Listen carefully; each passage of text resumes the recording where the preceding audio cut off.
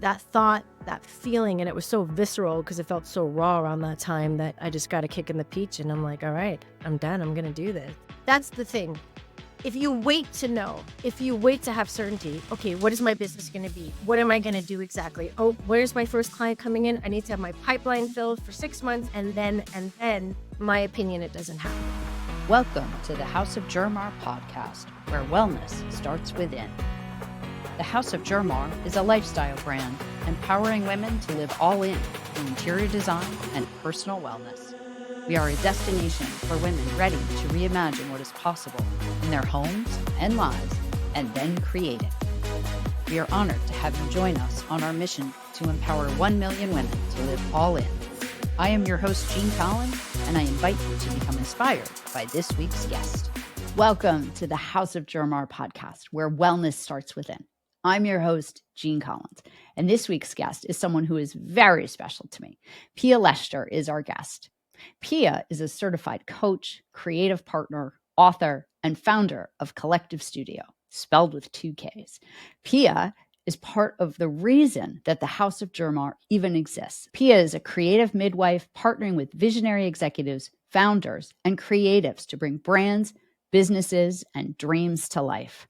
As Pia says on this episode, you have to learn to trust life. So I encourage you, stick around. This is a great one. Welcome to the House of JerMar, and please welcome my guest, Pia. So welcome, my dear friend, Pia. I am so excited to have you on the show. And I'm so excited to be here. Thank you for having me. You are so welcome.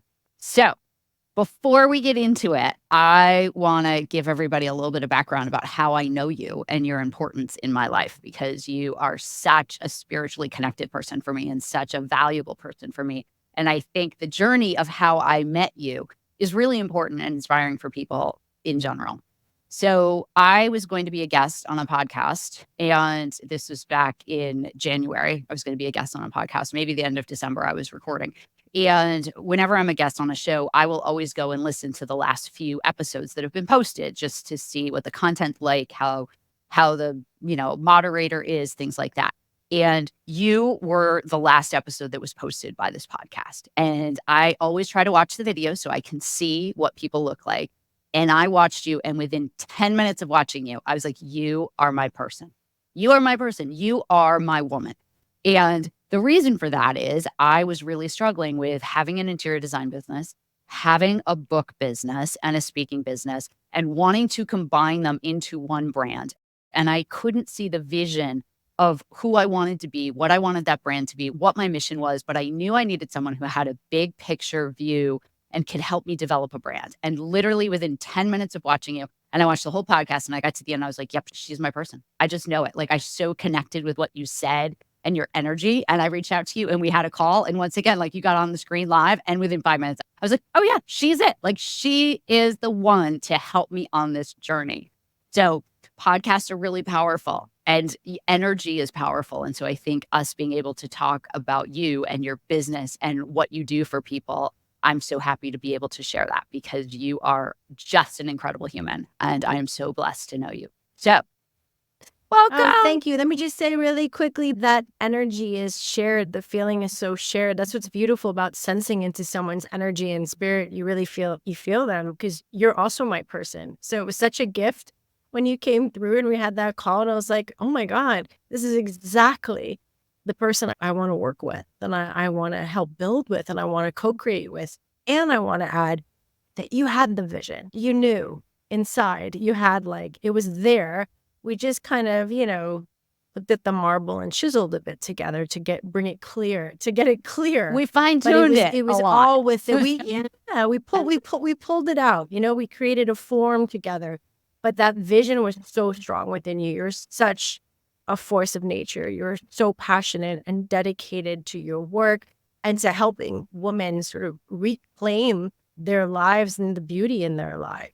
And I am just so happy and blessed to be a part of co-creating the House of JerMar with you. It's been such an absolute pleasure. Thank you. Yes. And so to take it one step further, just so everyone knows what we're talking about, Pia and I work together to develop the House of JerMar. and what that brand is, what that brand stands for, all of the text, all of the vision, the mission, the target audience, the manifesto for it, which I didn't even know what that was, my values. We embarked on a many-month journey of really like birthing this brand. And I am forever grateful for your brilliance because you pulled things out of me I could have never pulled out of myself. I want to share with our audience, talk to us about you and your career journey and how did you get to where you are now? And then also share where is that where you are now? Sure. Well, I think I'm going to start a little backwards because I love that you use the word birthing. We did birth your brand together. And I think one of the simplest ways I describe what I do is working as a creative midwife for visionary founders, executives, and creatives, helping bring their brand, their business, or their dream to life and into the world. So happy to use that word because it does feel like that. We are co-creating together. And I'm like, just breathe, just breathe. You got that.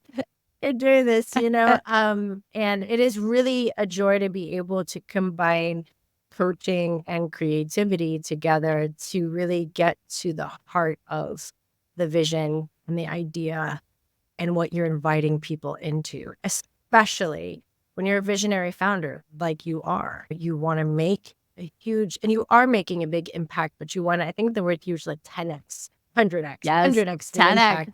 I am on a 10x journey. Yes. See, I'm already putting you at 100. Anyway, and then 10x the journey. And so it's a really rewarding place to be. And again, it's an honor. It's an honor to birth together.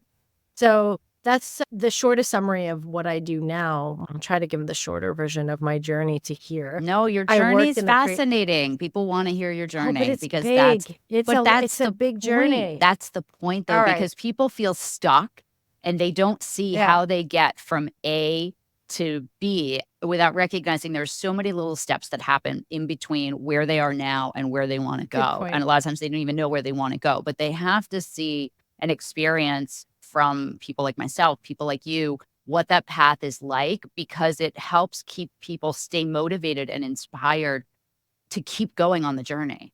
Because you don't just get from where you are one day to a completely different life the next day. There's a lot of work in the middle. So dig in and tell the story. Well, I just want to comment on one thing you said, getting from point A to B. I think first and foremost, it's recognizing that it's not a linear journey. It's circuitous. It's like A to J, and then all of a sudden you're back at W. You're all over the place, and there's a beauty to that. And there's a rhyme and a rhythm to, I think, our personal journeys that are very difficult to sort of feel into and see when we're actually on the road. It's hard to see where we're going or how the pieces fit together. It's like creating a puzzle. And when you're like just at the beginning and you're finding the pieces and you're like, what is this image? What am I doing? But just having faith and trusting your own process and keeping at it, keep showing up and putting the pieces together. And eventually things start to click. Eventually you start to see a different horizon, and then it changes all over again, because that's the beauty of being human, is that we're expanding, growing, being. We're not static. And that change can be really difficult, but it's also beautiful because you don't know what's coming next. Life would be pretty boring if everything were forecastable, if you will, if we were able to have that kind of certainty. And I think I'm moving way ahead. But I think the best sort of, if you don't know where you're going, what it looks like, how you get to what's next, trust and being able to build your capacity to be in uncertainty, really what creates a lot of fulfillment, at least for me. And you start to see the development when you just let go of what you think it needs to be for you. On that note, go back to your question, which you asked me how I started. Yes. My father is an artist. He's a painter. That's what he does, abstract expressionist. And I always had creativity in my life. It was a blessing. But I also saw how challenging it could be to be my father. I grew up in New York City on the Lower East Side on the Bowery. And I saw how difficult of a life it can be when you choose the creative path, or at least that was the vision I had of it. So I was very encouraged, very nourished. My medium was always writing, even as a little girl. People would say, oh, did you inherit your father's visual style and art? And I'm like, no, I write. But it always felt dangerous. Creativity felt dangerous to me because the price felt hot. it's interesting, right? Some parents might say, no, go become a doctor, a lawyer, accountant. My dad was like, you could be a truck stop waitress for all I care as long as you're happy, which Love was wonderful. him. So I always had, yes, an open sort of playing field for whatever I wanted to do. But there was a fear about, oh, creativity is dangerous. It means he worked for the mob at one point. He worked for the Metropolitan Museum of Art as a security guard. He worked as a merchant marine going to Borneo, did a lot of different things just to be able to support his art. Right. So It's unpredictable. And so that taps into people's insecurity because creativity, a creative profession, has a great deal of unpredictability to it. absolutely. But here's the thing. As I got older, I was able to start to recognize the story and get more courage to also see that my dad is a fantastic, phenomenal, one of my favorite artists in the world. Businessman, not so much. So, Right. So Yes. it's not just creativity in and of itself. It's understanding that it takes different collaborations, it takes different skill sets, it takes different things in order to make that a more maybe viable option, even when it's uncertain. Not a certain one. There is no certainty if you ask me. But that's what I saw. So that kind of led me on a track. Okay, how can I do something creative, but also earn a living and get that security and do it a little bit differently? And that took me on a lot of different journeys. I started off with wanting to use creativity for good. So I ended up doing a master's at NYU in international affairs. And I thought, okay, I could use communication and creativity, make a difference in the world. I worked at the UNDP, interned and then freelance. And I'm really glad it exists, thank God. But it's not the shining light on the hill I thought it would be. So I kind of deviated and explored. I was like, I don't know if that's exactly what it is. But that sort of, I lived in Sri Lanka, I traveled a lot. And that background of writing for the UNDP, writing for the Canadian International Development Agency about what they were doing in the country, working for an NGO called Plan International, writing about what they were doing in the country, marketing, communication, very young age in Colombo, sort of gave me experience I would never have access to at that age. Then I went back to do my master's and then went to produce an economic documentary in Ukraine, as opposed to staying in New York City on a contract role at the UNDP, which, given the student loan I had and the cost of living in New York City, that was going to be challenging. Brave. Yes. So I chose option B, which I thought was going to be, writing the script for an economic documentary adventure, and turned out to be raising the funds to actually produce the documentary in the Middle East. That was a learning, definitely a growth spurt and a huge learning opportunity that felt really, really difficult after just finishing my master's. I learned about post-conflict resolution and peace building, and now I'm selling ad space in the Middle East. And that disconnect was really hard for me. It's a lot. It's like, is this what I'm doing? But fast forward a little bit, I left that, and then it brought me to London for my first agency job, going back well over 15 years ago, and into the world of brand communication, creativity, advertising, and I fell in love. I fell in love with being able to get different briefs from different clients, because it feels like you have, 10 jobs in one job, which was always great for my spirit. And I just able to come up with ideas, write, strategize, do so many different things. And I felt like I landed home. So a lot of creative freedom, a lot of room, a nice salary. So the quote unquote safety, and it felt good. So I stayed in that field for over 15 years, working as a creative director, as a copywriter, brand strategist, everything that sort of comes with that, a load of different agencies. And from London, and then I live in Copenhagen now. London, Sweden, and then Copenhagen. And it was really exciting work. I won some awards, did the judging thing. And then at some point, I ended up working at a purpose-driven creative consultancy. That was my last role, which was beautiful because it brought it full circle. Right. It was like how I started. Yes. Was sort of how Went I back ended to in the giving back. agency world. Right. Yeah, Wanting to give back. exactly. Yes. So we worked with foundations and brands and NGOs that believed in it, making a triple P impact, which is planet, people, and profit. And so coming up with ideas and also more consultancy work as well was just a wonderful place to be. And it was in that process, with more like creative consultancy, that I discovered coaching. I got the call to coaching because I realized in terms of really driving real change, it requires inner shifts. Right. It's not just what you can do in your sustainability efforts, is how do you lead within the business. And so that kind of led me on a coaching journey. So I followed that and I did that, fell in love with coaching, which is the art of transformation, which in so many ways parallel and connected to creativity. I had an itching feeling that it was time to do something else. What would happen if I channeled all my creative energy into my own dream, into building my own business? Where See, there's no and that ceilings, is the there's no question that wall. so many people have, and they get stuck right there. It's Yeah. what would happen?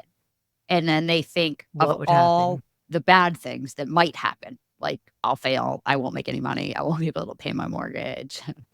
Imposter syndrome. I'm not good enough. So many people get stuck right in that spot. What did you do to not get stuck in that spot? It's a great question. My mother passed away suddenly in 2021, and this was in 2021, and I had that itch of a voice for a while, which was, needless to say, I'm going to say it anyway, the most heartbreaking thing I've ever gone through.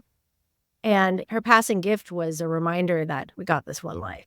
Like, Right. I'd never been close to death before, not in this way. So I don't know. I thought it was like an abstract concept, and maybe it happened. Maybe it will pass me by. I don't know what I was thinking. Eventually, it'll never happen until it really hits you like that. It never registered Right. fully until that moment. And then I thought, oh my God, I watched how you lose everything that you know. We Yeah. don't know what we gain around what's on the outside. We lose everything. You lose everything. You lose your functionality. You lose everything. So what do I have to lose by going after something that's really meaningful to me? I got to be scared of one day I'm just going to lose it all anyway. So might as well make it worth it while I'm here. Love And that that. I thought, love that. yeah, That is so powerful. I love that. that thought, that feeling, and it was so visceral because it felt so raw around that time that I just got a kick in the peach and I'm like, all right, I'm done. I'm going to do this. That's the thing. If you wait to know, if you wait to have certainty, okay, what is my business going to be? What am I going to do exactly? Oh, where's my first client coming in? I need to have my pipeline filled for 6 months. And then, my opinion, it doesn't happen. Right. Because you're agree with waiting you. for a level of security and certainty. That's not part of that. That doesn't exist, not in this world. You're entering a new territory, you're entering a whole new world. You're going into a new area, and entrepreneurship is uncertainty. That's why I started off by saying it's learning how to build your capacity to be in it. And for me, there's a meta lesson of learning how to move from fear to trust without even being conscious of it. There's a lot of fear in my life. And it was just like the low-level refrigerator hum driving force in the background until it wasn't, until I became aware of it. And I was like, all right, you know what? And from now until the end of my days, I want to practice moving with trust with life. That's flipping the what if game we spoke about. Right. Fear is, what if I fail? What if it doesn't work out? What if I can't pay my mortgage? That keeps you small, safe, and right in the same place. Right. The trust game goes, what if I succeed beyond my wildest imaginings? Which I What if love I that. make it? What if it works? Right? What if it if? all works out? What if it's Yes. all working out? So we can play the what if game, but at least play both sides. Let's be fair. Right. Play both sides. I love that. So that was a big thing. And then, so my point was I didn't know what I was going to do. I didn't want to do creativity in the same way. I felt like I wanted to apply it differently, work differently. I didn't want to work for anyone. I wanted to work with people, which is huge in terms of creative collaboration. I still wanted to integrate coaching. What does it look like? Am I doing the coaching? And in the beginning, it was, here's coaching, here's a creative offer. I still did some freelance work. I don't know how these two things are going to meet. I don't know what the overall offer is. I don't know. And I had to be okay with not knowing. And you find out, what is this Rumi quote? As you walk, the path appears. Right. Yes. That's how you figure it out. unfolds. That's how you Right. come to know it unfolds. It So after unfolds. a year and a half, I started drinking my own Kool-Aid and I worked with a creative coach. And together we started to take a step back, big visioning, and see how some of the dots started to connect, which led me slowly to where I am today, which for me, there's so much harmony. I can feel the fabric of what I do and where I shine and how I help. And it's in it, it's sort of what I described. It's helping birth brands, businesses, and dreams, right? Right. And bring them into the world and co-create that together. And that could look very different. It might be like, I am itching to create something, but I'm not sure what the vision is. And I need some partnership to kind of figure that out and figure out what's stopping me, what's blocking me. It's at the point you just You don't need to go through death. You can also Right. have partnerships, right? So Sure. it's at that point where it's like, what is it? And then together we walk when we discover and we explore and we see. Or it might be where exactly you were, where it's like, I know what it is. I know where I want to go, but I'm unclear about the path. I'm unclear about exactly how to articulate. I need some more clarity, and I need help actually co-creating, writing, birthing, channeling. And I'm so verbalizing grateful. it. I found that was And really, for me, that verbalizing was it. so helpful. I struggled with the words, and the words are the descriptors to the feelings that we have and the vision of what's in Absolutely. our brain. And I think I'm a writer too. I have a background in marketing, but yet I don't write like you write. And so I think because we're also so close to it as individual entrepreneurs trying to find our way, you have this ability to find the word that go with the feeling and the emotion. And that is so unique. Not everybody can do that. That's not just copyright skill. That having a connection and understanding people at a deeper level, which is something that makes what you do so unique because you're combining what you know from coaching with the basic copyright skills and taking it to a whole new level. Absolutely. I couldn't have said it better. And thank you, first of all, for acknowledging me. And second, like it's that. And it's that intersection between the art of listening, the art of journeying together and coaching and transformation with creativity and co-creating and actually bringing to life and writing it to life and capturing and being able to bring those things together that feel so electric and so rewarding, because at the end of the day, it's also you. I'm listening. It's you. And then I am channeling what I hear and writing that to life Bringing it through out. strategy and through words. I'm not telling you how you need to sound. I'm not telling you what I think it should be. I'm listening to you deeply, understanding the vision, and then channeling it through my creative filter. Which is And that to amazing. me is what I mean by with. Right. Right? I'm not working for, I'm working with you. We're figuring it out together. And I think that's what a lot of people are looking for. Yes. What is it Right. that I really Yes. want? Right. What's my vision? And Right. then how do I express that in the most compelling and powerful way? And it's that. Which is such a gift. Now, I have so many questions for you. It's a long story. I told you it was kind No, of, but and it's I such did the it's such a semi-abbreviated such a version. powerful story. So I absolutely love it. When you decided that you wanted to make the change and go into coaching and leave a structured environment, do you think you changed as a person? Oh, absolutely. How? Absolutely. As I said, but it's really the first answer that comes to mind is it's about trust. Here's the thing. If one believes something, if I believe something, okay, how do I create evidence to myself and the universe that it's true? If I believe, let's say I trust life. Let's use that because that's what I'm talking about. I trust life. How do I show that that's true? Otherwise, it's just an idea in my head. I show it through behavior. Correct. So what behavior shows that I trust life? Well, I'm going to go out on a limb and jump shit. and I'm going to go for what I want because I trust that I trust, first of all, myself. I trust that my future self will catch me. Yeah. Number two, I trust life. Yeah. And there's only one way to create evidence for the thinking rational mind, and that's to act. That's to take action. And so I think the process of that now, this is actually interesting because another thing my husband said, he's worked as an entrepreneur for many, many years. And so I said, something feels like it's shifted for the first time. I'm not too worried. Like in the beginning, of course you worry, especially when you move from a structured environment to a completely unstructured environment. Like, oh, I don't know where the next things are coming. Correct. Right. I don't know where the next paycheck's coming from. I don't know. Let's see. And that can feel really vulnerable because it's so uncertain. And then you just keep trusting. You do the things, whatever those things are, that feel like you're on the right direction that you're building. And then you see how it plays. You build your capacity also to not worry as much. At least that's what it's like for me. So right now, knock on wood, I feel like I'm at a point where even though things are unclear, even if I don't know, because we'll talk about this in a minute, I'm in the process of writing a book. I feel like I've been given space to write this book. If I had a full book, like fully booked client, I would not have the room to do it. So instead of wishing, oh man, I don't know, I wish I just had more. It's like, no, actually, thank you. Right. This is a really important creative project for me. It means the world to me, and I want to make it the best damn book I can make it in order to create an impact on the lives of others. I need this space. I trust that it will come. Yep. when I'm done, Right. when the time is right. When the time and is right. And I really feel that in my bones. Mm. As before, I might just repeat it. I trust, I'm cool. This deep inside, I'm like, yeah. But for now, not that the external circumstances have changed. I feel like I've changed because nothing externally is different in the sense I still don't know. But after almost, I think it's 3 years. Yes. After 3 years in business, I'm like, you know what? I'm okay. This is good. I need this.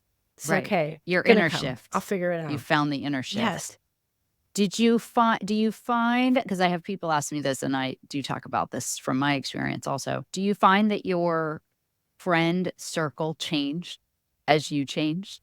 Did people drop off? Definitely. Did people drop out when you left this structured corporate environment and were going off doing your own creative, woo-woo thing, coaching?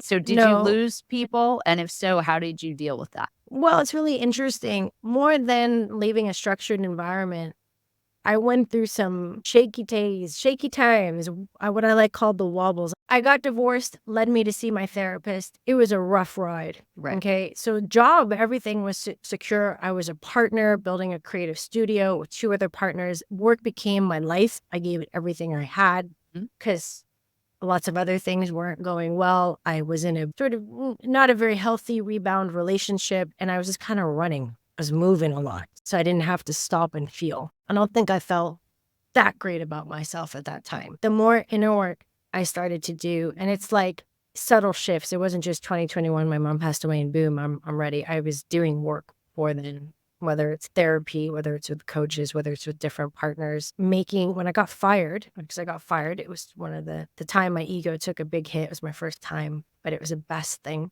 that ever happened to me.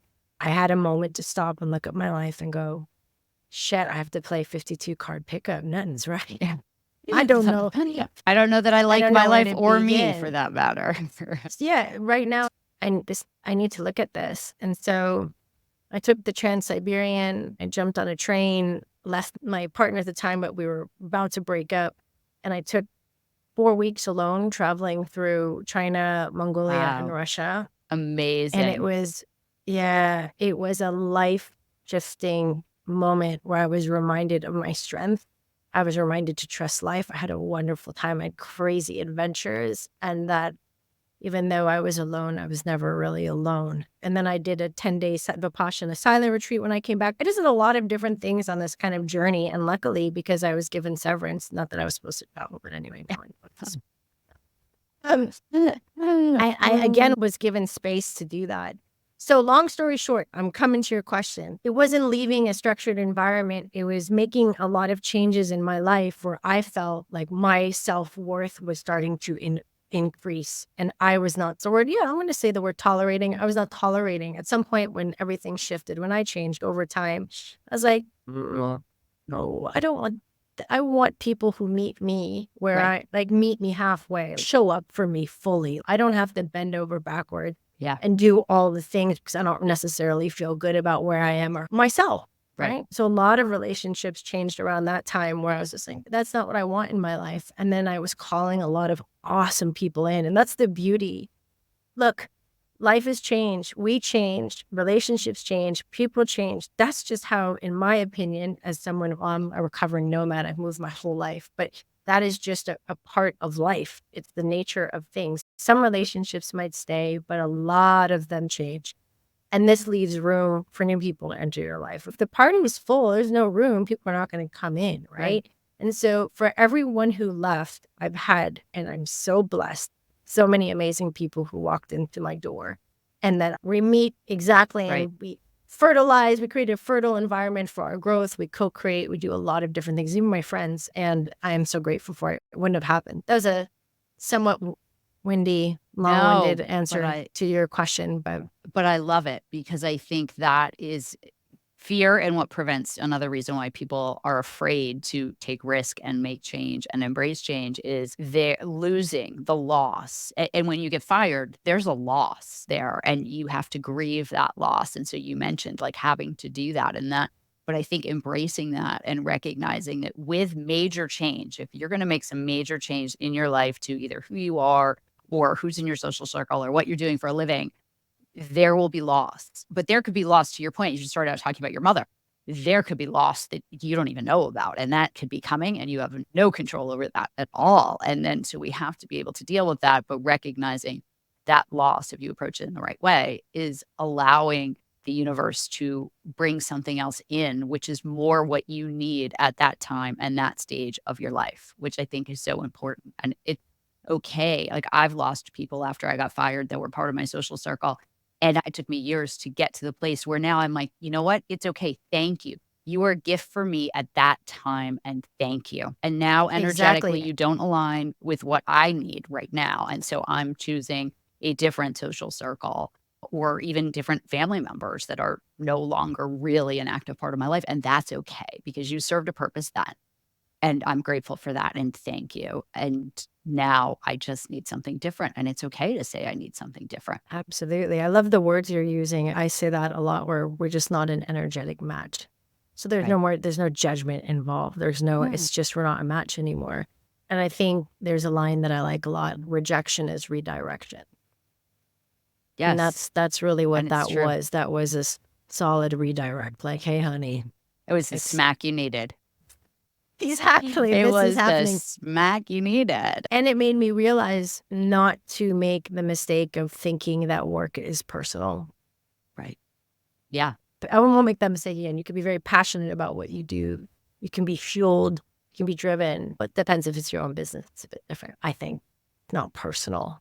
It's at the Yeah. end of the day, you're just an employee. You're disposable. I say You to are people very all the time in disposable. so many corporations, Yeah. you're disposable. And if you recognize that, though, which I think is okay if you recognize it, because then I think also people make slightly different decisions because, like you said, all you did was work. You poured yourself into that job. And it's okay, what's that job giving back to you at the end of the day if you're disposable? And so helping people recognize that you can still have that corporate job, but find a balance and make sure that there is you somewhere within that and that the you is being fueled by other outside things because you can't just work all the time because you are disposable in that No. environment. And it's also not healthy for you if you're an entrepreneur either. You need balance. True. Everybody needs balance. Absolutely. You know, that's Absolutely. important. Talk to me about your book. How did your book Oh my come to gosh. be? How, like, what? There's a story here. What made you decide book, subjects, how, process, how is this changing your life? Talk about the book. All right. Here's what's really interesting. Once again, back to, I don't know. My gut is telling me something. I'm going to follow it. About, I want to say almost a year and a half ago, maybe a bit longer, I felt like I want to start writing a newsletter.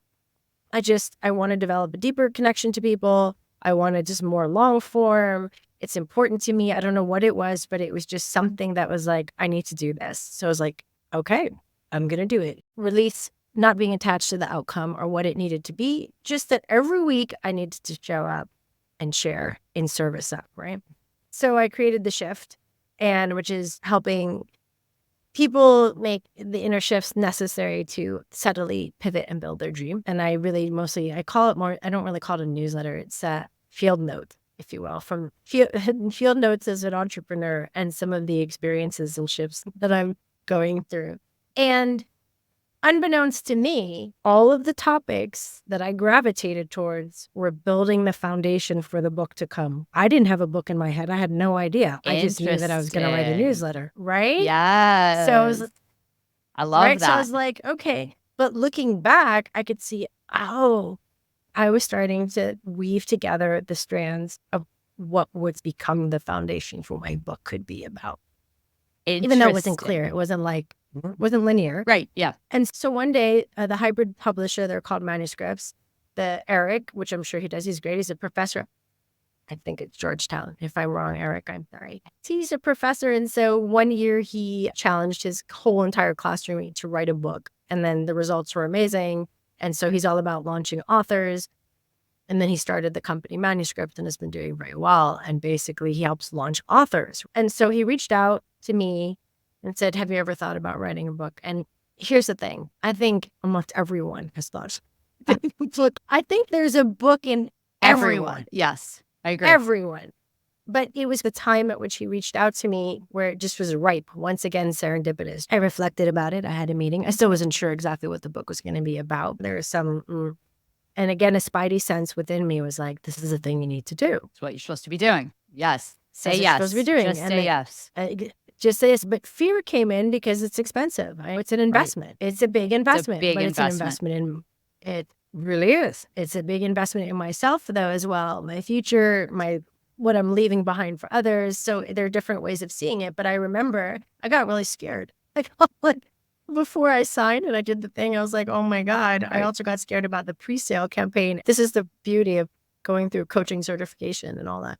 The coach in me recognized the fear because it was a big tremble and was like, fantastic, girl. That means you're growing.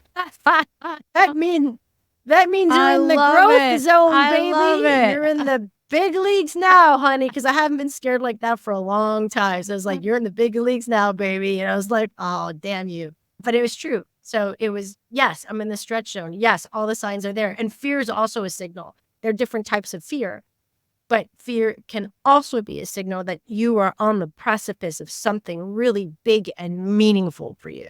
Right. And that you're stretching. Yeah. And so I took that as, okay, definitely do this. And so I did. I jumped in. I did it. It's been an amazing process. It's taught me, I'll talk about the book in a minute, but it showed me how important my own creativity is as well. I've spent all of my career channeling it towards other people. Interesting. And businesses. Yes. Which has been fantastic. Right. I'm very grateful for the opportunity. And then I thought, what if I channel it into my own business? But here's the piece I was missing. I, for some reason, didn't see that I could also channel it into my own projects, into my own ideas. It didn't necessarily have to have an immediate ROI. Again, the stories we're told, the scripts that run deep, I can just make art for art's sake. I can create something. Of course, it's with an intention of creating an impact, right? But so just let's see what it's going to become. Right. And that was so nice. That was such a beautiful realization, and it's going to steer my business moving forward. Yeah, of course, Kollektiv Studio, continuing to creatively partner and bring to life visions of what people are dying to create, itching to create, got to make it happen, and do that for myself. Yes. Right. Besides my business, my business is one expression of that. Of course, right? it's only but a part of who you are. Myself, yes. It's only a part. And for some reason, I didn't see it. So that's very exciting to me. I feel super excited about the future and what I'm doing. And so that book also brought that into my field of awareness. The book is called Welcome to the Creative Club. Surprise, surprise. Love it. And the subtitle is Welcome to the Creative Club. It's fixed. The subtitle, hey, if anyone watching has any suggestions, let me know, is not. It's called How to Make Life Your Biggest Art Project Ever. Okay. It's not a how-to book, though. So that's why I don't like the how-to part, because I am a firm believer that there's enough people in the world telling you how to do stuff. I want to invite you and guide you to your own answers. What the book is, it's an invitation. It's not this is what you do. Right. No, this is something to consider. Right. This is something you might want to explore. Right. This is my story of it. This is my experience of it. And that's what I'm writing about, is how I lost and found my creative power. Stories that illustrate that. Fascinating. Neuroscience research, creativity lessons and concepts that really invite people to step into their creative director's shoes and direct their lives. Right. Absolutely. You want them to be designers. You want them to be active participants and actively design and actively create. So at the end of the day, you know what that takes, debunking some hard, fast cultural myths about what creativity is, that creativity is reserved for the chosen few. Oh, my goodness. And this book is saying, no, it's not. Of course. It's not. I always said I was not creative. To the selected. It's that whole concept that we are not all creative. I've always, until I changed careers, said I was not creative. And now I have such a different view, and you as well have helped me with this, of understanding what creativity is. And we all have it. I think so many of us just don't know how to tap into it. Everyone has it in different degrees. And passion lives, like your passion can live in that creativity for so many people. They just don't even know they have it. Exactly what you said. And that's what this book is inviting you to do. It's to access your innate creativity. It's there. It's always been there. You've always been a member of the Creative Club. You're a card-carrying member. Of course. That's done. First, to debunk that, because if you don't believe you're creative, then you can't access your creativity. Right. So the very first step Love is that. owning that. Yes, of course I am. And having different ways, different doorways that I invite people into to show them that, of course, you're creative. We all have the default mode network, aka the imagination network in our brain. It's how we were wired. That connects dots when we're not consciously at work or thinking about a specific task or trying to solve something there, which leads to eureka moments. It's a part of how we're wired, just for as an example, and then my experience. So I'm really excited. When's it coming out? Because I am so excited. November this Good. year. Okay, we're gonna have you back on pre-launch. We're gonna have you back on to talk about that in greater detail. And I am fortunate that I got to be part of your pre-sale process. Yes, I'm so grateful. That was another big stretch, because it's one thing to create what you love. It's another thing to bring it into the world and to ask people for help do that. It's a lot of lot of vulnerability, because it's fear that they're going to reject you. And that's really really hard. It is. And the only way to, I don't want to say get over it, because I don't know if you ever really get over it, but the only way to manage that is by doing it and then showing yourself, not so bad. And then you're proud of yourself. And it's not as scary. Right. And you're really proud. And I know you love Brene Brown. And one of the quotes that she mentions about the arena, is it Roosevelt originally, that said man in the arena. We'll say the woman in the arena. But it's those people that are in the arena, bruised, bloodied, who showed up.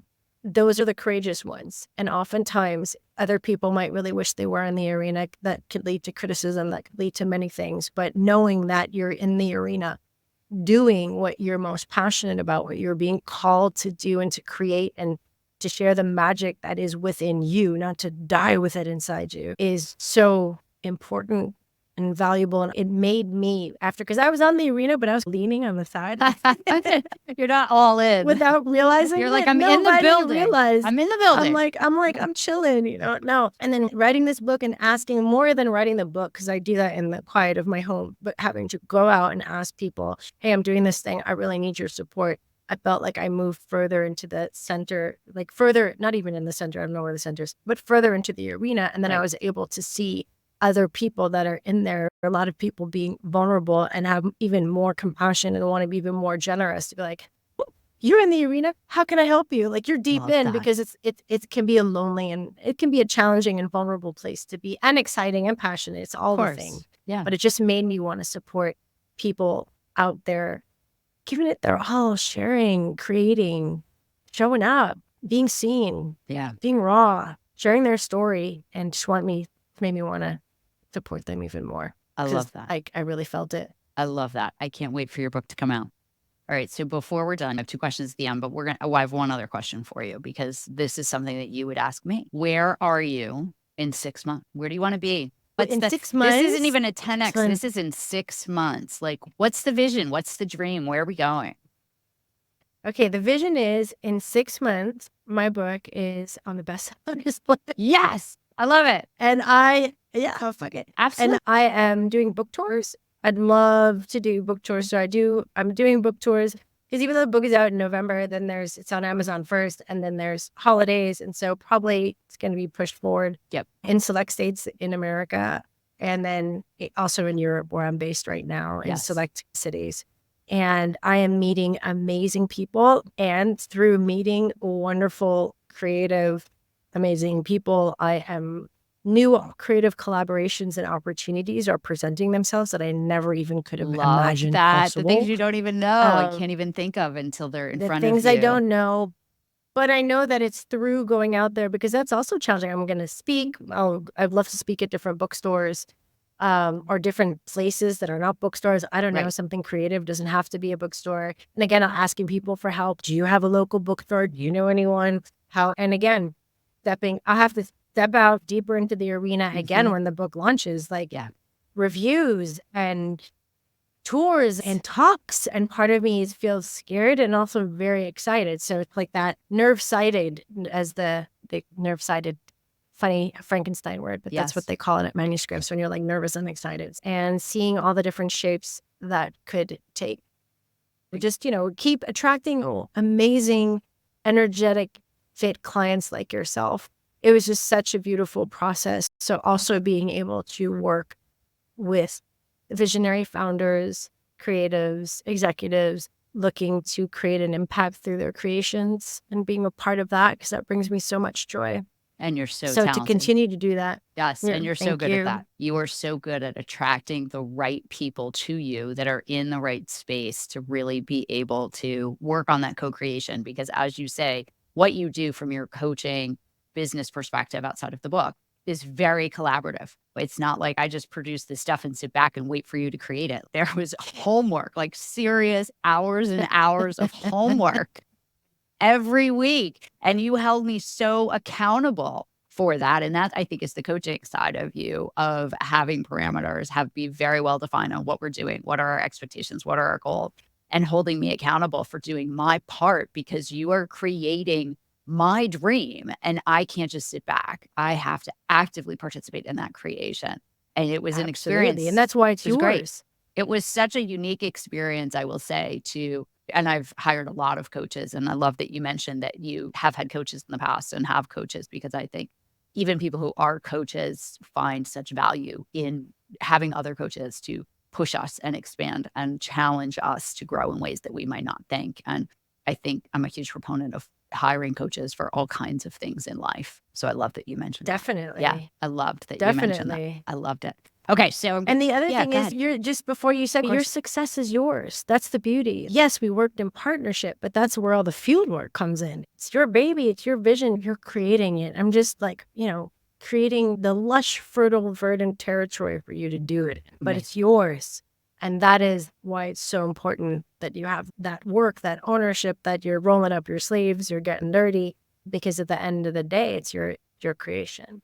Which is amazing. And I'm so blessed because you have helped me create something I am so proud of. And I'm so proud of it. I can't wait to see. You're only getting started, honey. I feel that. I really do. I feel that. There are many fearful days. I cannot even tell you how many of those exist, but I do feel in my core, like you said, how you described when you made your shift. And I feel in my core, just like you described, like that this is something bigger and this is what I'm supposed to do. And this is where I'm supposed to go. And now is the time that I'm supposed to do it. We seek certainty. Trusting. And there's a lot of uncertainty. That's your certainty. You can feel it in your bones. Your intuition is speaking to you. This is what you're supposed to be. It's what you're supposed to be doing, even though circumstances are unclear. And to me, that's freedom. Yeah. And you mentioned trusting life, which I've never heard someone describe it that way. And that, I think, is incredibly powerful, to just trust life. So you have left us with so many nuggets of wisdom. Always love talking to you. So I have 2 questions for you before we go. And then if there's anything that I missed that you want to talk about, by all means, get it in. What does inner wellness look like in your life? So what are your inner wellness routines, for example? We've been talking a lot about routines on my blog and my newsletter and on Instagram. What is inner wellness for you in your life? One of the most important practices that I have is meditation in the morning. It's just, I'm always the kind of person who doesn't need an alarm clock. I'll just wake up and I could go. And it's been such a good practice of like, nope. The first thing I do is I sit in silence for at least 20 minutes. Wow. I'm just being.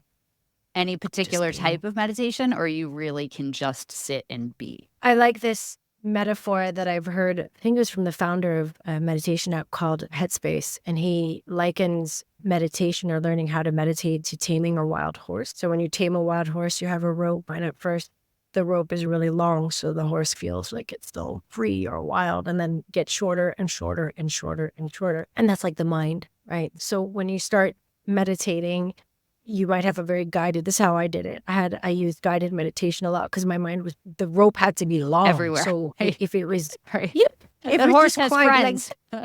Yeah. Horsey has friends. That aren't on the rope, and they're all having a party all together. Yeah, exactly. It's like a freaking rodeo over here. Yep. Yeah. So guided meditation, having someone talk you through it, is a way of having that sort of long rope. And I did that using Headspace. I think it's a fantastically designed app. And they have like courses where you just go through, and then you learn how like the rope gets shorter and shorter, and then you need less guidance, you need less talking. And I knew I had sort of graduated, if you will, when I was like, oh, he's talking too much. Stop talking. I love that. I just want to be quiet. I love that. I just want to be quiet. That's when amazing.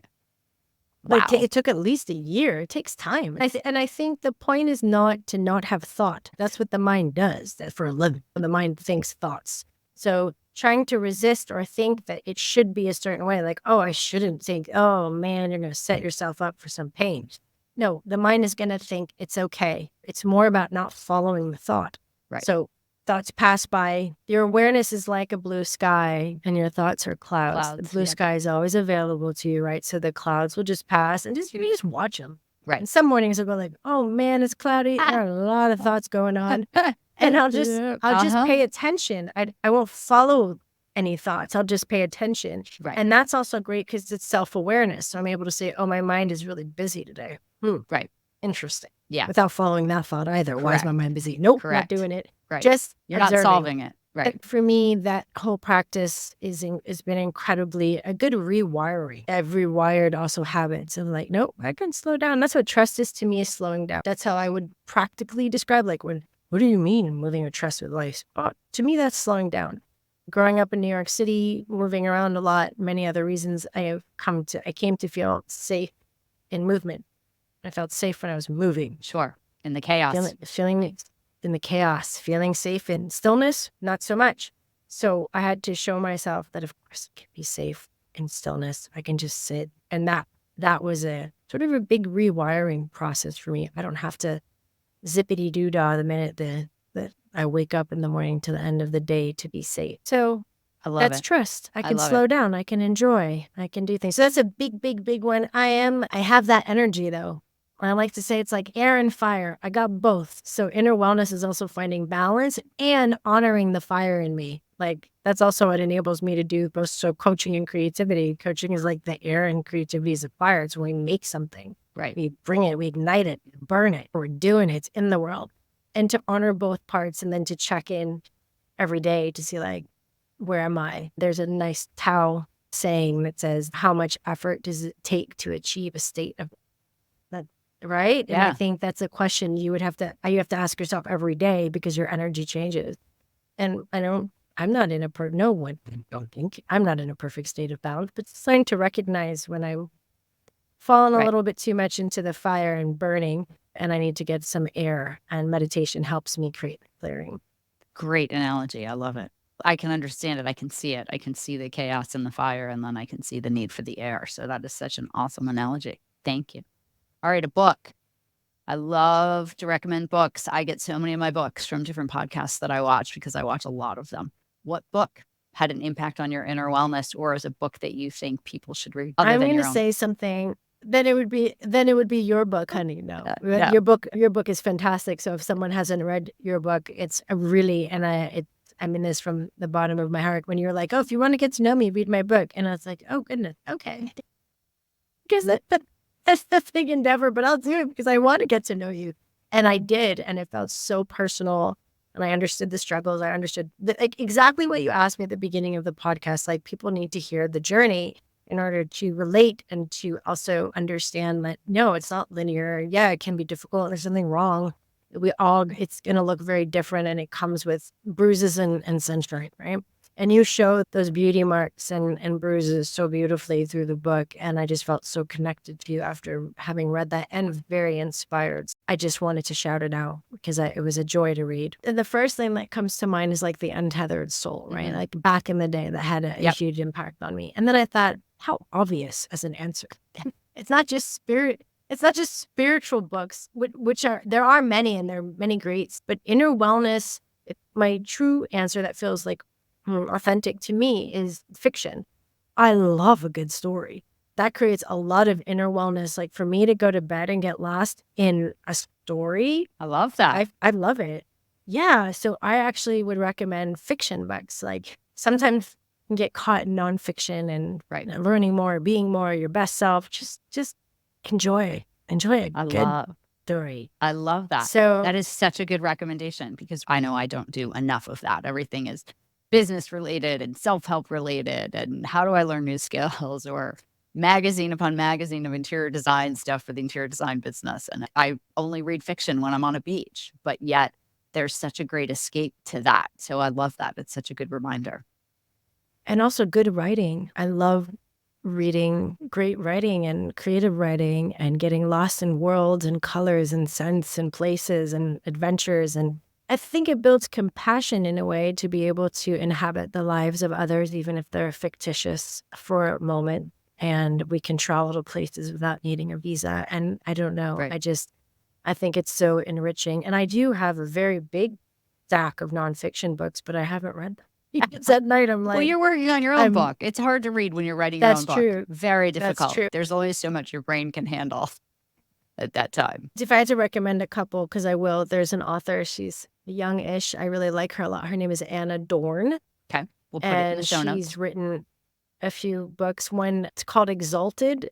Okay. I just love her style of writing. I think she's funny. And then she has another one called Vagabond. Ooh. And it's different and interesting. And it's just a very, I feel her characters and it's creative. I have many good. There's another one I read recently called Butter. Ooh. And it's by a Japanese author. Her name is, see if I pronounce this properly, Asako Yusuke. And it's based on a true story of a woman who was convicted in Japan for serial murders, and the female journalist who interviews her. And it's a take on misogyny, on body image, on food, on woman. But it's a great story. It's a great story as well. It's a thick one, but it's really good. So I also enjoyed that because it's like entering a different culture and place, and a great story as well. Good narrative. So I have a lot. I love that. Thank you so much. All right. Where can our guests find you? Where do you want people to find you? My website is probably the best place, and it's Kollektiv, written with 2 Ks. So Kollektiv.studio. And then I'm mostly on X, though, as Pia Leichter, or on LinkedIn, Pia Leichter. But I am winding down a little bit.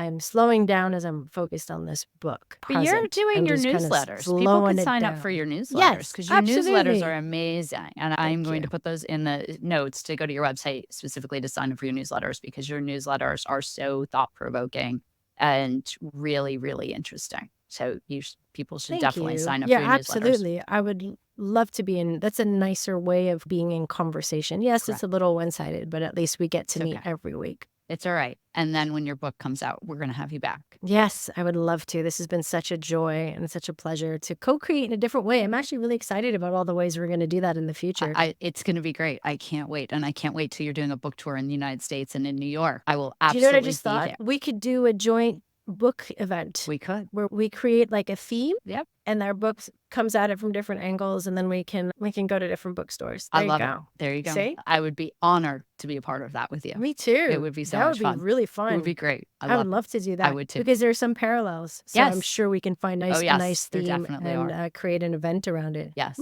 There you go. Love it. Co-creation and action. Oh my goodness.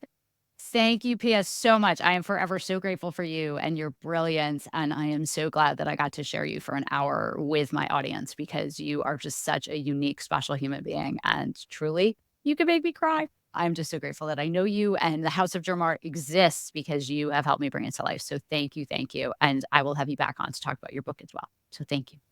No, thank you. I just got the full chills. I am so, so grateful for you, your energy, what you're bringing into the world, and the impact that, again, you're already creating, but you're going to 10x. You are an amazing woman and inspiration. And you're just showing people that there's another way that's possible. And man, does the world need that right there. Right. So I'm just so grateful. So, so grateful. Thank you, my friend. To have been connected, because our paths have crossed, and I don't feel like we're going to diverge anytime soon. Not at all. We're going to be walking together. Exactly. Thank you so much for being a guest. I appreciate it. We'll talk soon. Thanks for having me. Okay. It's been fantastic. Bye. Okay. Bye. Thank you for joining us for another episode of the House of JerMar Podcast, where wellness starts within. We appreciate you being a part of our community and hope you felt inspired and motivated by our guest. If you enjoyed this episode, please write us a review and share it with friends. Building our reach on YouTube and Apple Podcasts will help us get closer to our mission to empower 1 million women to live all in. You can also follow us on Instagram at House of JerMar and sign up to be a part of our monthly inspiration newsletter through our website, houseofjermar.com. If you or someone you know would be a good guest on the show, please reach out to us. at podcast@houseofjermar.com. This has been a House of JerMar production with your host, Jean Collins. Thank you for joining our house.